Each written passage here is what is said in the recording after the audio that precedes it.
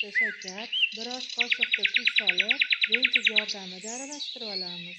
Keyin 2 dona tuxum solib, uni ham venchik yordamida aralashtirib olib, elangan un va 1 choy qoshiqda razrıxlitir solib, yumshoq xamir tayyorlaymiz.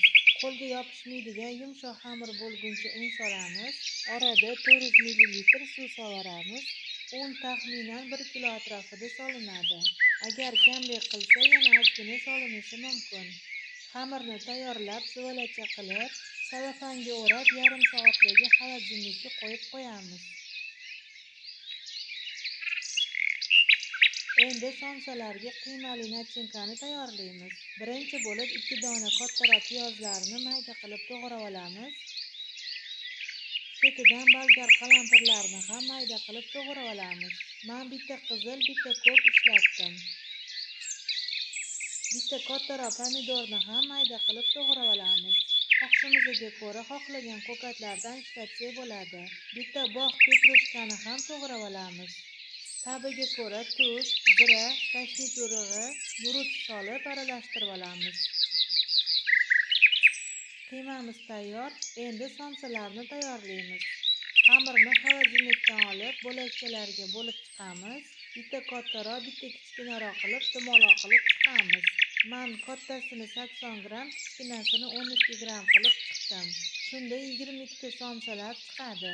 Xamirlarni ustini sochiq bilan yopib qo'yamiz. Endi har bittasini xuddi somsaga o'xshab yoyib olib, o'rtasiga qiyma solamiz. Xamirimiz kattaroq bo'lgani uchun qiymani ham ko'proq solamiz.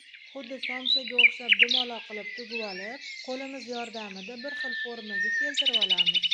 Kichkina zuvalachani ham qo'limiz yordamida yoyib, 3 santimetrli pechenye qolipida kesib, chetidagi xamirlarni ham kesilgan xamir joyiga qo'yib yuboramiz. Ko'rinmay ketadi. Somsani ustiga ozgina suv surib olib, kichkina xamirni yopishtirib chiqamiz. Qolganlarini ham shu uslubda tugib chiqamiz. Tayyorlab olganimizdan keyin listimizga terib chiqib, ustidan tuxumni sarig'ini surib chiqamiz. Uni ustidan sedana yoki kunjut sepib chiqamiz.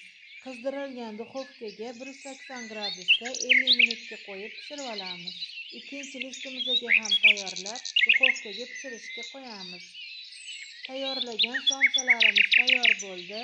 Ko'rinishlari juda ham chiroyli bo'lib chiqdi. Ustilari yumshoq bo'lib, ichlari sochli bo'lib, suvli bo'lib chiqadi. Barakali va to'yimli somsalar bo'ladi.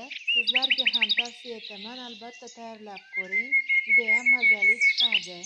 Agar video yoqqan bo'lsa, like bosib, kanalimizga obuna bo'lmaganlar albatta obuna bo'ling. Keyingi videolargacha salomat bo'ling.